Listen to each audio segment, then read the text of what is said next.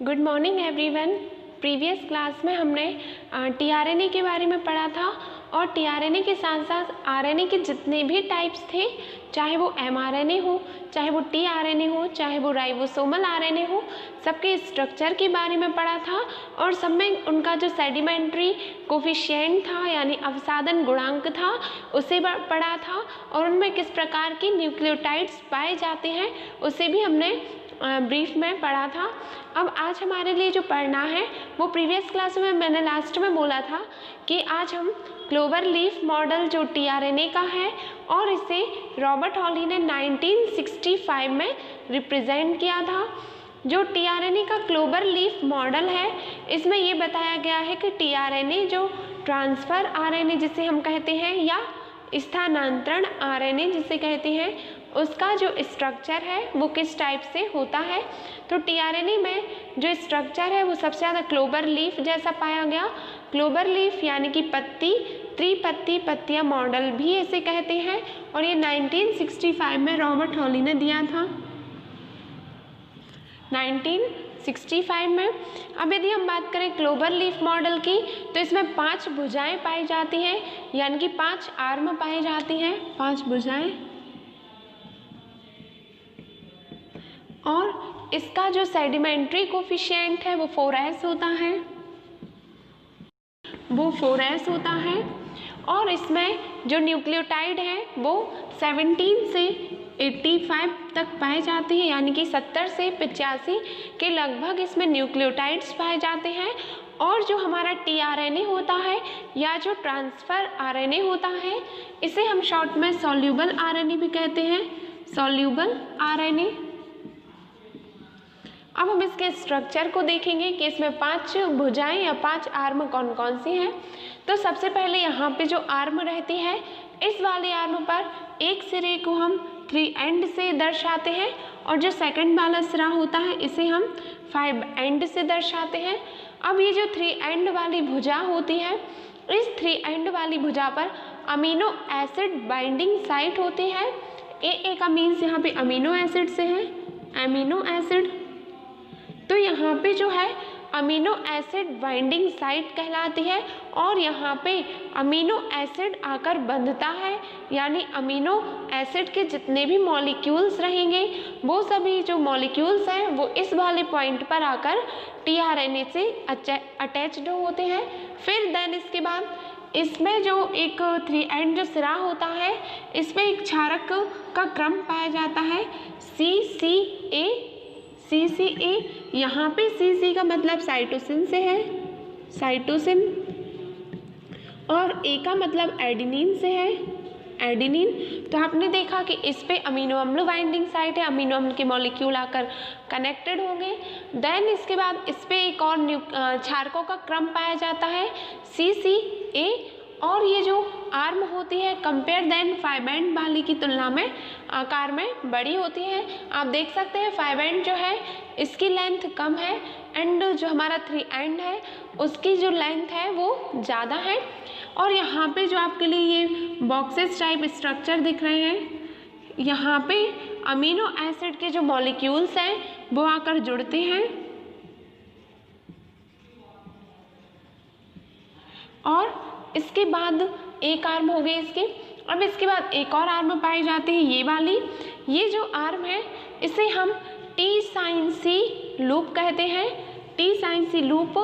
और T sign सी का mean यहाँ पे जो एक क्षारक पाया जाता है वो असामान्य प्रकार का यानी कि एबनॉर्मल यहाँ पे बेस पाया जाता है। उस एबनॉर्मल बेस का नाम है स्यूडोयूरिडिन,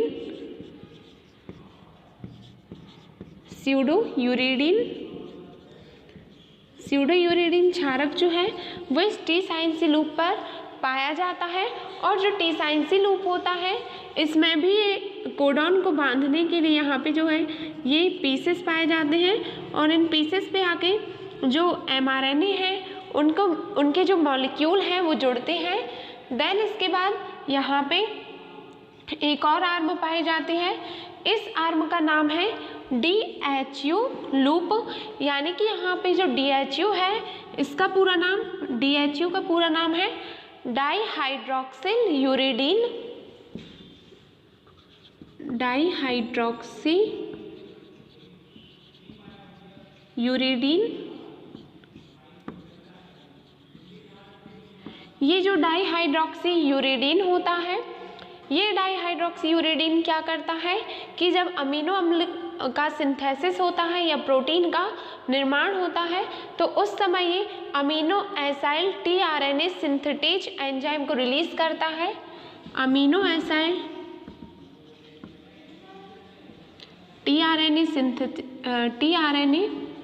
सिंथेटेज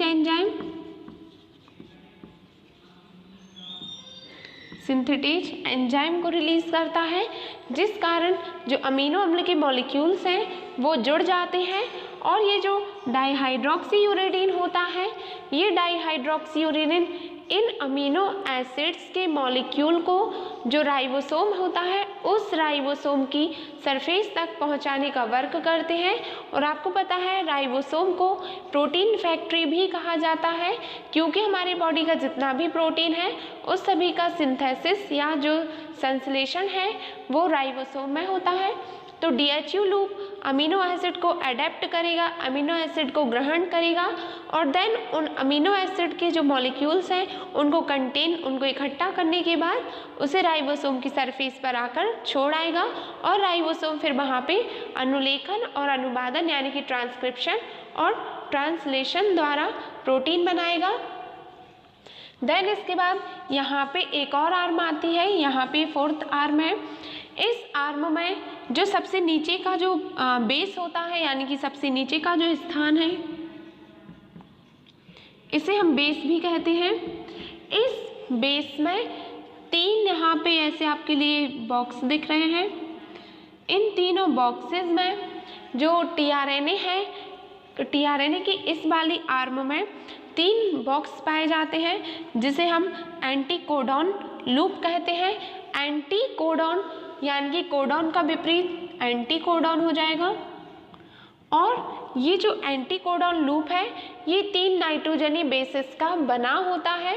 और यदि ये मान लीजिए ये AGC का बना है तो जो ये कोडॉन है यानी कि जो लूप है इसका वर्क ये रहेगा। mRNA के जो कोडॉन रहेंगे यानी कि जब mRNA आएगा इसकी प्लेस से जुड़ने तो mRNA के जो कोडॉन है वो इसके विपरीत क्रम में जुड़ेंगे। यानी कि यहाँ पे जैसे AGC है तो यहाँ पे जो इसका कॉम्प्लीमेंट्री कोडॉन रहेगा यानी संपूरक कोडॉन रहेगा तो A के प्लेस पे T आ जाएगा, G के प्लेस पे C आ जाएगा और C के प्लेस पे G आ जाएगा। यानी कि यहाँ पे इसके जो पूरक होंगे कॉम्प्लीमेंट्री होंगे, संपूरक होंगे, जो इनके अपोजिट रहेंगे। आपको पता है एडिनिन हमेशा थाइमीन से जुड़ेगा डबल हाइड्रोजन बॉन्ड से और ग्वानिन हमेशा साइटोसिन से जुड़ेगा ट्रिपल हाइड्रोजन बॉन्ड के थ्रू। तो ये जो एंटीकोडॉन लूप है इस यहाँ पे जो ये ब्लैंक प्लेस है इस ब्लैंक प्लेस में हमारे 3 नए जो बॉक्सेस हैं या हम जिन्हें कोडॉन कह सकते हैं ये mRNA के कोडॉन रहेंगे और ये इस वाले आर्म से जुड़ जाएंगे। देन इसके बाद जो टीआरएनए का मॉलिक्यूल है या जो टीआरएनए का क्लोवर लीफ मॉडल है उसमें एक्स्ट्रा आर्म होती है। इस एक्स्ट्रा आर्म का कोई फंक्शन नहीं होता और ना ही इतनी इम्पोर्टेंट होती है, फिर भी पाई जाती है। इसी कारण इसे हम अतिरिक्त भुजा या इसे हम एक्स्ट्रा आर्म कहते हैं। एक्स्ट्रा आर्म और ये जो हमारी एक्स्ट्रा आर्म है ये आकार में सबसे छोटी होती है। ये आप देख रहे हैं ये वाली जो आर्म है इसे एक्स्ट्रा आर्म कहा। और ये जो आर्म है इन सभी के कंपेयर से यदि हम देखें तो ये आकार में बहुत ही स्मॉल है और इसी कारण इसे स्मॉल आर्म या एक्स्ट्रा आर्म कहते हैं। और ये वाली जो आर्म होती है वो DHU और T साइन C लूप के बीच में पाई जाती है। हमारा T साइन C लूप है और ये हमारा एंटीकोडॉन लूप है। कई बार एग्जाम में पूछा जाता है कि जो स्मॉल आर्म है स्मॉल आर्म किन किन के बीच में पाई जाती है, तो स्मॉल आर्म जो है वो T साइन C लूप और एंटीकोडॉन लूप के बीच में पाई जाती है। ये हमारा T साइन C लूप है, ये एंटीकोडॉन लूप है। और यहाँ पे एक और रीजन पाया जाता है यानी कि क्षेत्र पाया जाता है जिसे हम reason of hydrogen bonding between base pair कहते हैं। इन वाले जो रीजन्स हैं ये जो बॉक्सेस आपको बताए थे, इन रीजन्स में हाइड्रोजन बॉन्डिंग होती है, किसके बीच होती है, बेस पेयर्स के, यानी reason of hydrogen bonding between the base pairs. यहाँ पे जितने भी हमारे नाइट्रोजनी क्षार हैं, नाइट्रोजनी बेसिस हैं, उन सभी नाइट्रोजनी बेसिस बॉन्ड बनाएंगे, आकर एक दूसरे से जुड़ेंगे, और ये जहाँ पे जुड़ते हैं उन स्थान को हम इस प्रकार से दर्शाते हैं। तो ये हमारा क्लोवर लीफ मॉडल था, जिसे हम हिंदी में त्रिपत्तिया मॉडल कहते हैं, पत्तियां मॉडल। तो रॉबर्ट हॉली ने कितने अच्छे से बताया कि जो टीआरएनए है उसका स्ट्रक्चर कैसा होता है, और आपको बताया कि जो टीआरएनए है वो टोटल हमारी बॉडी में जितना भी आरएनए होता है उसका 15% होता है। और ये जो टीआरएनए है जिसे हमने अभी राइबोसोमल आरएनए कहा या सॉल्यूबल आरएनए कहा, ये सॉल्यूबल जो आरएनए होता है, सॉल्यूबल टीआरएनए, ये सबसे छोटा आरएनए होता है, सबसे छोटा। और टीआरएनए का वर्क आपको बताया था कि ये बंधन अणु जैसे काम करता है, यानी अमीनो एसिड्स के मॉलिक्यूल्स को बांधकर राइबोसोम की सतह पर छोड़कर आता है। देन राइबोसोम में प्रोटीन का सिंथेसिस होता है। हमने ग्लोबल लीफ का मॉडल पढ़ लिया। अब इसके बाद एक और टर्म आता है DNA packaging. DNA packaging, DNA packaging का मतलब यहाँ पे इस टर्म से है कि डीएनए में जो न्यूक्लियोटाइड पाए जाते हैं उनका किस प्रकार से क्रम होता है, यानी डीएनए पर पाए जाने वाले न्यूक्लियोटाइड के विन्यास को या न्यूक्लियोटाइड जो होते हैं उनके क्रम को हम डीएनए पैकेजिंग कहते हैं। यानी किस प्रकार से डीएनए के ऊपर, मान लीजिए फॉर एग्जांपल के लिए डीएनए है, तो इस डीएनए के ऊपर किस प्रकार से न्यूक्लियोटाइड्स का अरेंजमेंट होगा, किस सीक्वेंस में होगा, किस बॉन्ड के थ्रू होगा, कितने बॉन्ड बनेंगे, इन सभी का जो अध्ययन है उसे हम डीएनए पैकेजिंग कहते हैं, जिस पर हम देखते हैं कि किस प्रकार से डीएनए के ऊपर न्यूक्लियोटाइड अरेंज होते हैं।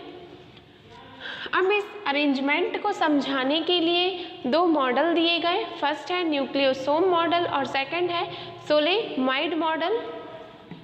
न्यूक्लियोसोम मॉडल, न्यूक्लियोसोम मॉडल और सेकंड है हमारा सोलेमाइड मॉडल, सोलेनाइड मॉडल। ये जो न्यूक्लियोसोम मॉडल है, इस मॉडल में इस प्रकार की डीएनए पैकेजिंग मानी जाती है कि क्रोमेटिन की जो यूनिट होती है, आपको पता है क्रोमेटिन जो है वो डीएनए में पाया जाता है और हिस्टोन प्रोटीन वगैरह का बना होता है। तो न्यूक्लियोसोम मॉडल में ये बताया कि किस प्रकार से क्रोमेटिन की जो यूनिट है, इकाई है न्यूक्लियोसोम, वो किस प्रकार से अरेंज रहते हैं। एंड सोलेनाइड मॉडल में क्रोमेटिन जो जाल होता है वो किस प्रकार से संघनित होता है, उसका स्ट्रक्चर एंड उसके बारे में बताया गया कि इसमें न्यूक्लियोटाइड किस प्रकार से अरेंज होंगे। तो ये जो है ये दोनों मॉडल हैं, इसे हम नेक्स्ट क्लास में पढ़ेंगे। तो इस प्रकार हमने देखा कि डीएनए पैकेजिंग क्या है और उसमें किस प्रकार से न्यूक्लियोटाइड अरेंज